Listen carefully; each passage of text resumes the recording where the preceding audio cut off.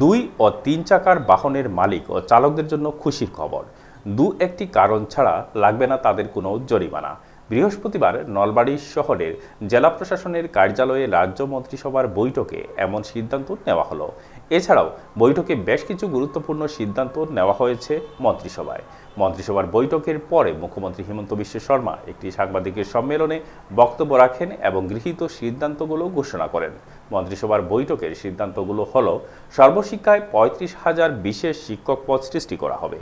রাজ্য সরকারের নলবাড়ীতে 4টি ধর্মীয় স্থানকে 3 কোটি টাকা করে দেবে। ঐতিহাসিক MNC কলেজে বিজ্ঞান বিভাগ চালু করা হবে। নলবাড়ী মেডিকেল কলেজে পর্যন্ত ফ্লাইওভার নির্মাণ করা হবে। নলবাড়ীতে একটি অত্যাধুনিক স্টেডিয়াম তৈরি করা হবে। নলবাড়ী জেলার ওবিসি শিক্ষকদের প্রত্যেককে 2 লক্ষ টাকা করে এককালীন সহায়তা। নলবাড়ী জেলায় 19 কিলোমিটার নতুন বাঁধ নির্মাণ করা হবে। সেপ্টেম্বরের মধ্যে শিক্ষকদের প্রত্যেককে 1 লাখ টাকা করে দেওয়া হবে। শুধু হেলমেট না পরলেই মোটরসাইকেল চালকদের জরিমানা করা হবে। অন্য কোনো কারণে গুনতে হবে না জরিমানা। 3 চাকার গাড়িতে থাকবে না কোনো জরিমানা। যদি 4 বার নিয়ম লঙ্ঘন করে তবেই জরিমানা করা হবে। ড্রিঙ্ক অ্যান্ড ড্রাইভে জরিমানা করা হবে।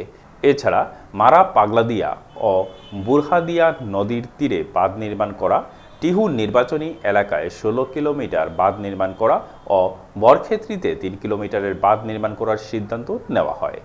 উল্লেখ্য, আসাম সরকারের 14তম আউটার ক্যাপিটাল মন্ত্রিসভার সভা নলবাড়ীতে রুদ্রাক্ষের চারা রোপণের মাধ্যমে উদ্বোধন করা হয়েছিল। বৈঠকে উপস্থিত ছিলেন মন্ত্রী জয়ন্ত মল্ল বড়ুয়া, চন্দ্রমোহন পাটোয়ারি, রঞ্জিত দাস, কেশব মহন্ত প্রমুখ। সভায় বিভিন্ন দপ্তরের ঊর্ধ্বতন কর্মকর্তারাও উপস্থিত ছিলেন।